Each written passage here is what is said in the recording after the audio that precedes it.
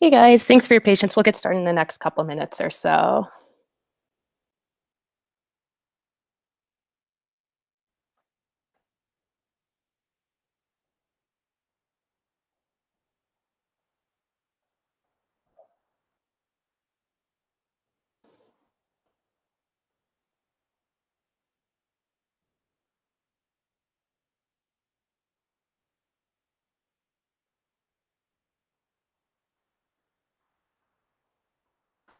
All right.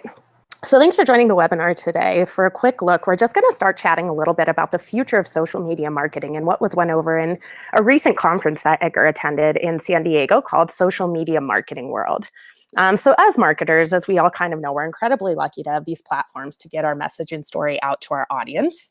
And while it can be frustrating at times not knowing what's going on specific networks and what their ecosystem is going to be changing and what it's all about, one thing we really want to stress that you keep in mind is that anything and anywhere that social networks do take their platforms and their algorithms towards will always be with the intent to serve up really relevant content to the audience. It's really in their best interest in order to keep people within their platforms. We want to make sure that we're always going to be giving that content to the social networks that'll provide your audience with value, not only that promotional content that's going to provide them with all of the great things you have to offer. So we'll be chatting a lot about content marketing today as well. These changes that social media marketing sites or social media sites are making these days aren't really aimed at hurting you as the marketer. Rather, they're aimed at making sure we keep social social. So the main theme we're going to chat about today is what really centers around this idea that social networks should be where you're able to find personal and professional connections with your followers. And if you really take it back to the basics and you focus on relating to your audience in a human way, you can control your message more authentically. You can curate real experiences for your followers. And that's really what's going to take you over to the win and be able to create that tribe, to create that really great brand advocates who are going to follow you no matter what direction you do take your business. And again, these algorithms that we'll be chatting about today for Facebook, Twitter, LinkedIn, they really are centered around making sure that users are coming back into those platforms. And it's really just this idea that each day, about 14 times a day, are what your followers are going to be logging into Facebook and Twitter with. And that's 14 chances that you can serve up your content to them. And they're spending about 50 minutes on social media every day. While that seems like a lot when we're thinking about it in these bigger chunks, they're typically broken down into smaller, like 1 minute increment segments. So the more you can get your punchy content out there and in front of them when they're just scrolling through quickly to kind of grab their attention and stop them, the more likely it is you'll find success with all of that great work you're doing on your posts. So to maintain that value, they're really going to be encouraging what we call engagement on your posts these days. So we'll dive right in now and start talking a little bit about what we call the relatability factor. So we talk a lot here about in Edgar about this know, like, and trust factor. And this is just the idea that whether social media marketing can do outside of traditional marketing is to really increase people's awareness of your brand. It's going to make them feel like they know you, they like you, and most importantly, they trust what you're doing. So this idea really comes from that people buy from people, not brands. And it's hard to trust a brand or a logo. So what this is all boiling down to is that you need to filter each post that you're creating through this relatability lens. Something that can help hugely in this, and that can make you a little uncomfortable as you're getting started, but I'm going to really push you to try, is to add yourself into everything you're doing on social. Whether it's telling personal stories about why you're passionate about the work you do or about your family or anything that can really help humanize you and humanize the person behind the brand, the people behind your business. This is really going to help increase that trust factor and really help increase people relating to you and wanting to keep following you. You have to give them that incentive to make sure they're hitting that follow first button on Facebook, or make sure that they're always going to be served up content that's going to provide them with something to keep them coming back. So think of things that we like to do. We like to think of, what do you know? What are your passions that you're authentically going to be able to speak towards? And if you are having troubles coming up with this type of information, reach out to the people who know you best and get their opinion. You can see here, this is one of our posts here at Meet Edgar, and this is part of our team. We put our faces out there all the time, letting you know that we are caring passionately, collaborating on this tool in order to help you as a small business marketer. And having this human connection behind it and people who really care can go a really long way in making our brand strength quite strong on social media. So definitely pushing yourself to making sure that relatability is first and foremost that lens that you're filtering all your posts through.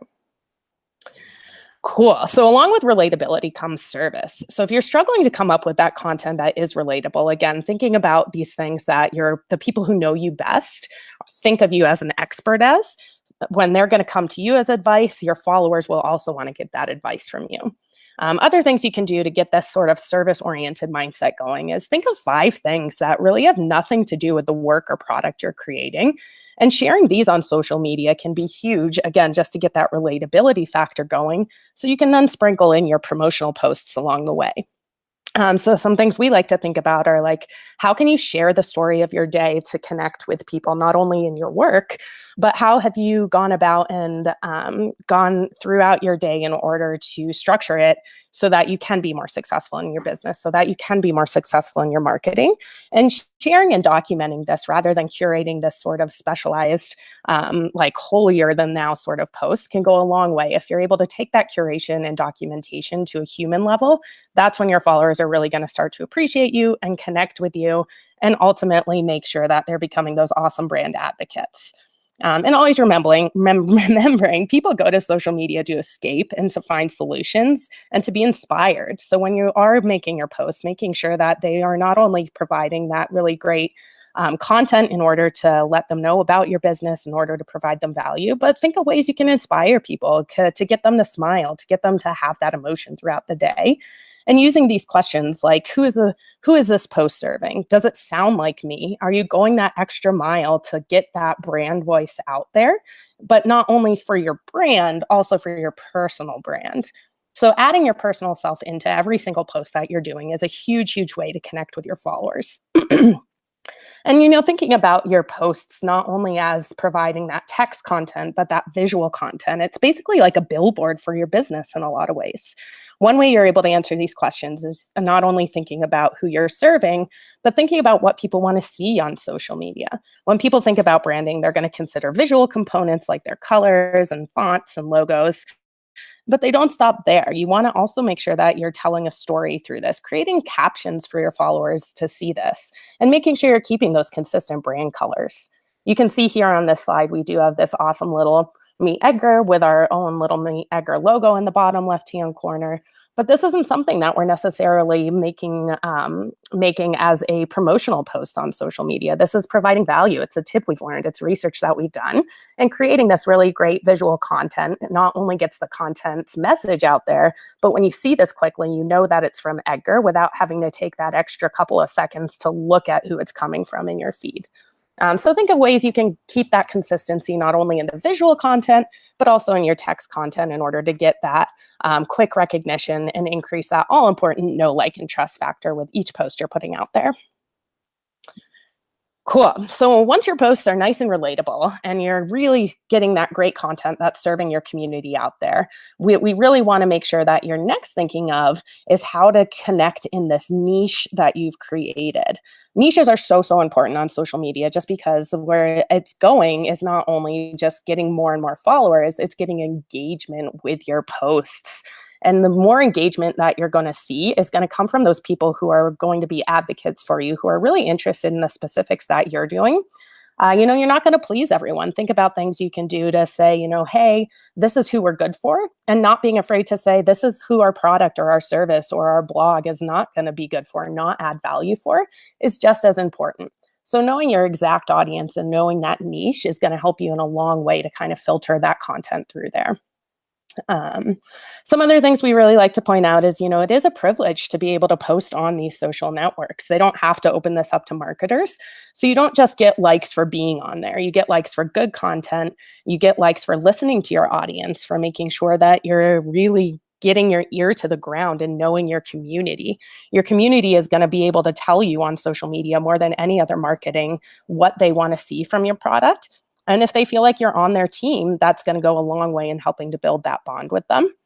So be helpful, connect with your audience. Use Edgar to schedule those awesome tweets, those awesome posts in order to get your content out there, get those questions out there.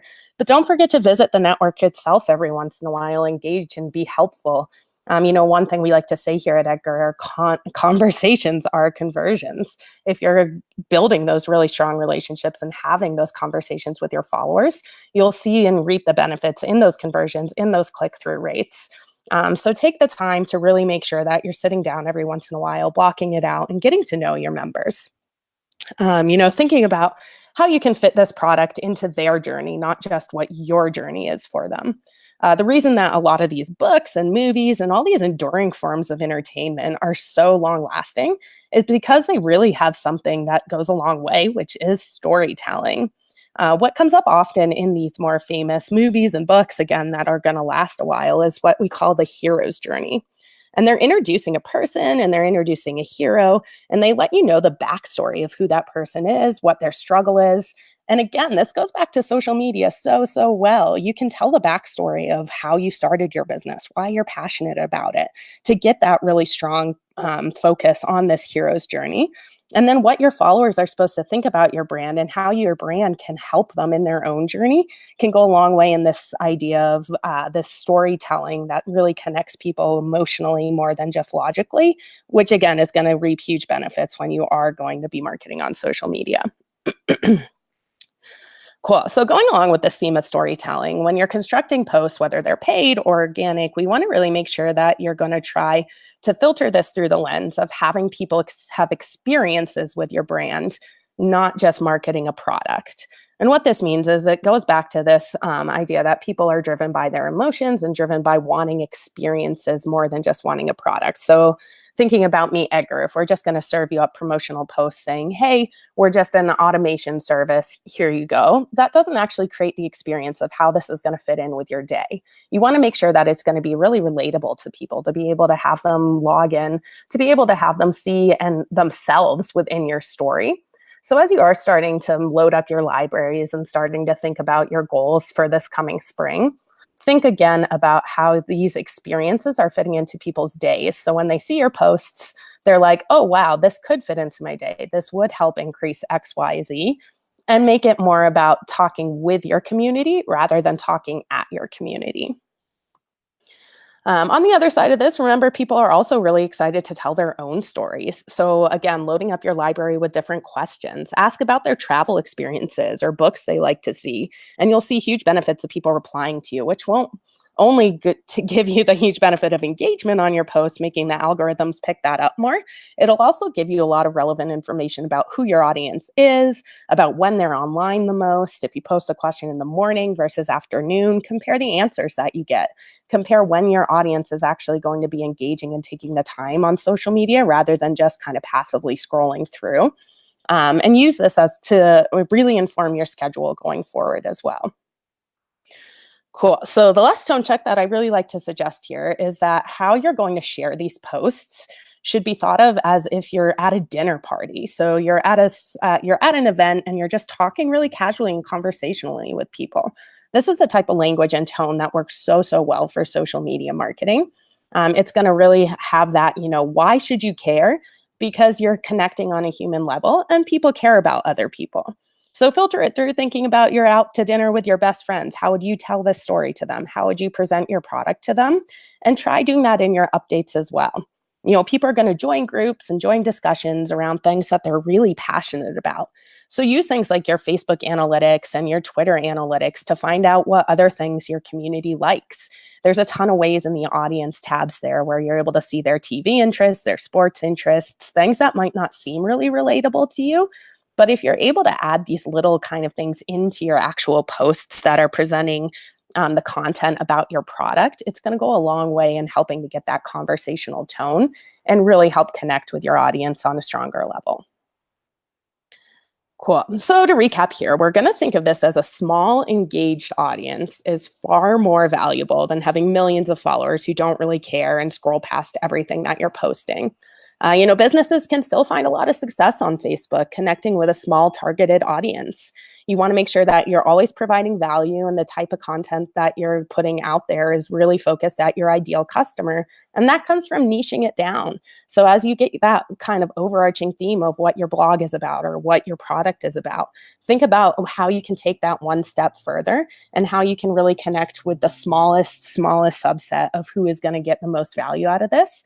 And you'll probably see those posts get the most engagement because those are going to be your strongest followers. We're always, of course, looking for ways to increase our following. But every change that we're seeing happen on social media these days, whether it's that Facebook apocalypse with their algorithm changes a couple months ago, or these recent Twitter changes, are so focused on making sure that your audience is always going to be connecting in an authentic way. So forget about just presenting the facts and think about how you can join in the discussion with your audience. Target your audience and what their interests are to get them speaking to you, and get them listen and start to listen to what they're saying. So you can really, again, make sure that you're presenting this information in a way that creates engagement. If you're having trouble finding out how to niche it down, how to get this content to be really relatable, start by doing simple things like looking at the camera roll on your phone or asking your friends and family what they would come to you for advice with. What excites you throughout your day? What are you photographing? These things are a really great way to get your personality into your brand more in an authentic way. It's not going to be something that people just want to see fake curation on social anymore. They want to know about your brand and who you are. And again, people are buying from people, not brands. So use these things and don't be afraid to experiment with them and adding that into your posts on a regular basis. Cool. And always keep seeking ways to be helpful. You want to be informative and you want to be entertaining on social media. Of course, those things are going to give you huge benefits, but you also want to make sure that you're doing exercises like writing a list, what you're a really great master in, so that you can help share this knowledge with your community. Some suggestions if you're just getting started with this, or if you're starting to build this audience up, is to search different hashtags that are trending or different relevant discussions that are going on these social networks to try to get your voice in there. Do you have a different opinion than what's being talked about by other brands who are doing similar things to you or other blogs? And that's what, again, is going to help you niche it down and really help to get that core audience. If you're also doing this to start out and building your social following, like these other brands that are talking about similar things to you, and they're typically the ones who are also going to start to join in on the conversation. Getting these warm leads in, making sure that they're really getting engagement early will go a long way in getting your posts to be served up as well. And we really cannot stress enough how you should be asking for opinions from your followers or thinking about the status updates that are going to spark engagement in real time. So making sure that you know when your questions are going to post. So maybe an hour later, you can pop on and answer people for that. These real-time signals are important for the visibility of your content, of course, because again, these algorithms are looking for, more importantly than anything these days, comments and shares, not just passive likes on your posts. So posts that attract likes, comments, shares, of course, have better visibility. It's, of course, going to be more relevant, but stay authentic when you do this. Facebook's algorithm also identifies, if you're trying to game the system, if you're putting out clickbait articles, if you're asking for shares on stuff that isn't necessarily going to be shared organically by people. So keep it simple, keep it in those basics of just connecting and producing content that people are going to want to do this authentically with. It takes a while to build these touch points with your community, but the more relational you can be with your audience, the better. No matter how these social networks are changing, if you've built up strong relations with your customers, with your followers, with your audience, nothing can take that away, no matter what changes are coming from the social networks. Cool. So once you have these great relationships established with the audience, we do also want to take a second to chat about testimonials and why they're so important in social media marketing. Again, it's not you talking at your audience, it's you talking with your audience that's really going to help you get that strong connection and get those posts that are going to convert people, get those click-through rates up. And testimonials are going to be adding your users, adding your followers into the conversation more than anything. And we never want to just ask things from our community, but if you're producing that really great content and you're getting it out to your followers, they're going to be more than happy to help you and your brand. We love to give some tips here just when you're asking for testimonials and how to add them in. Of course, making sure that you're getting all of the information on the pain points your product or blog helps to solve. But we do want you to go in with these emotional questions more than anything. Build these relationships and getting these strong testimonials, asking questions like, how did it feel before you purchased this or subscribed to our newsletter? What did it feel like when you pulled out your credit card at that moment? Think about all of these things that people might have these stop gaps when they are either trying to sign up for your service or trying to sign up for your newsletter. And if you can get other people saying what it felt like if they had these same nervous emotions at those times, and then having this follow up, how did it feel in your life now that you have our service? These are going to be the testimonials that are going to drive people more than anything, rather than just asking people, hey, what do you think? And adding that to your Edgar library. Really make sure that you're engaging and taking the time to ask people more about how they feel about your product, and that'll move the rest of your followers quite a bit more.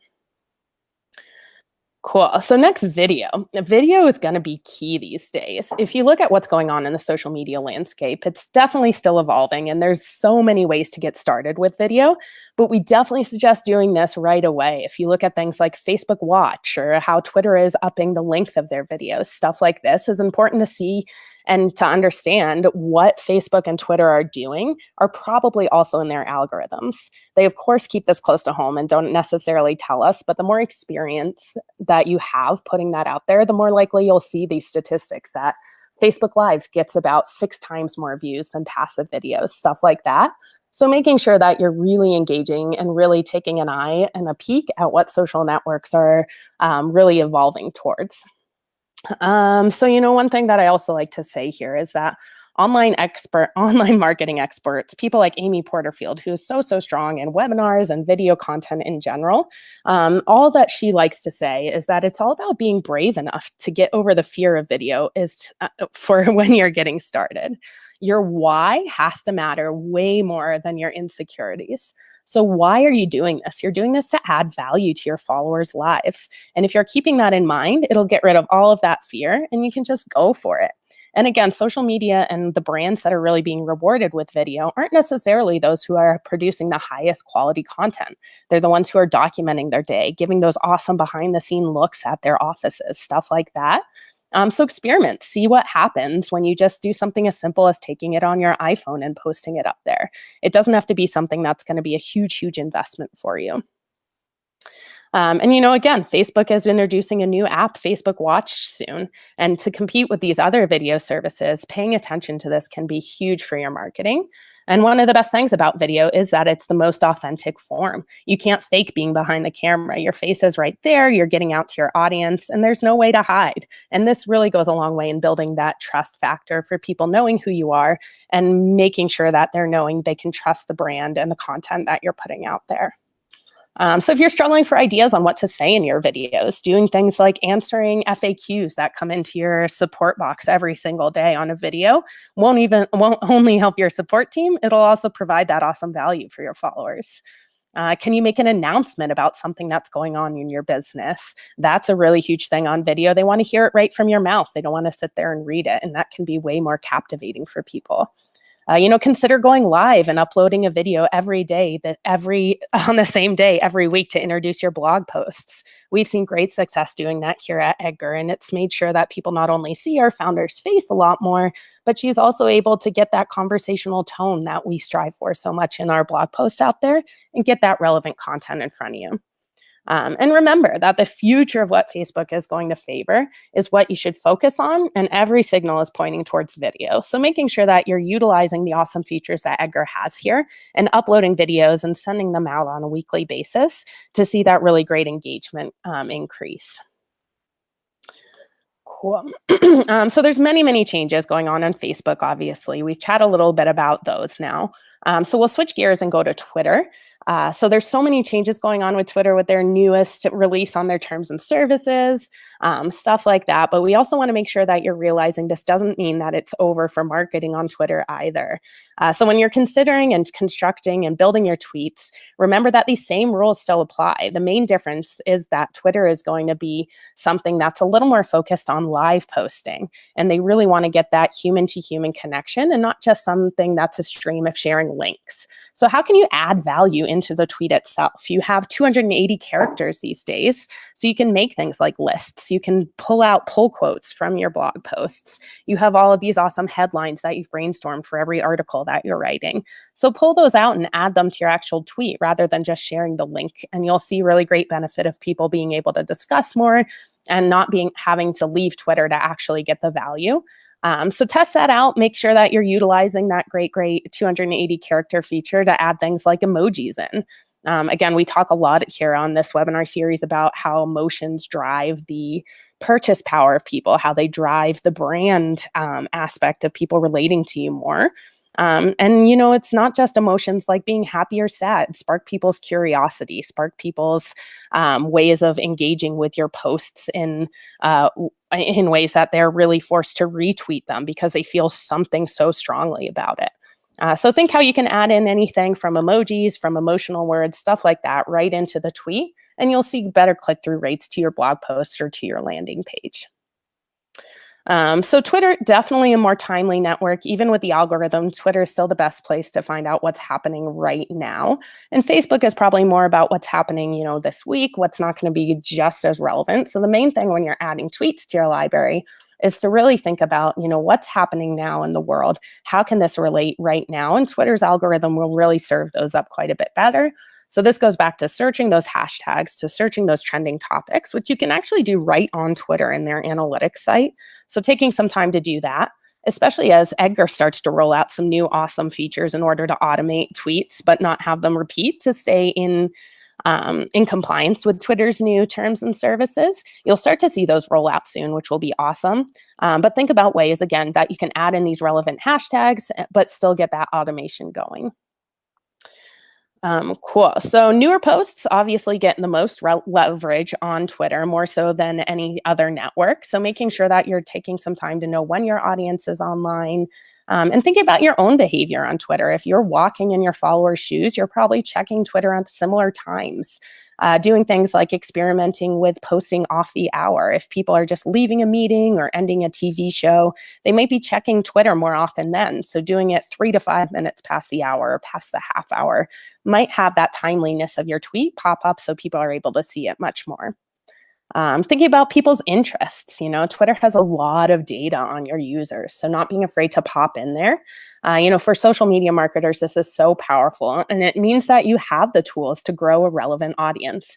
Going back to niching down your content, going back to really making sure that your content is relevant for your engaged small tribe, rather than just trying to get a huge following who isn't necessarily going to be just as engaged. Twitter analytics, again, gives you that breakdown. For instance, we know here at Edgar that our audience likes tech news, that it's mostly going to be driven towards people who are social media marketers in general. We also know things like our audience prefers comedy TV shows to sports. So doing things like adding in these little memes or tweets that are going to be more related to those softer things that we know about our audience can go a long way in helping to get that engagement. We do have a couple of webinars on analytics in general, so if you need any of those at all, definitely email support@meetedgar.com, and we're happy to send those your way. Engagement, Twitter, just as important as Facebook, is going to be making sure that people are no longer just scrolling through and clicking through, but actually engaging. The most engaged tweets are the ones that users see, the content that's coming up with a lot of comments, with a lot of retweets. And it's especially important for early on because once a comment is there, it's going to extend the tweet's lifetime. If your tweet doesn't get much engagement within the first couple hours, it's probably not going to be shown to as many people. And don't be afraid to ask for this engagement, especially on Twitter. You can use really authentic tactics for this. If you wanted to do a giveaway and ask people to retweet if you want to be entered in a fun giveaway to get a sticker from your brand, even something as simple as that. If you've built a really strong following, people will definitely want to get that from you and share your content. You can even do something as funny as saying, retweet if you like pancakes with a funny meme. Stuff that doesn't necessarily go a long way to building people actually getting those numbers to your site. But this goes a long, long way in getting your relevant content out to their audience, which again is that really important free social media marketing and brand ambassadors that we're looking for. Cool. So To end here, beyond just your posts being share worthy and newsworthy and making sure that they're educational and making sure that they're going to really make your community compelled to share them.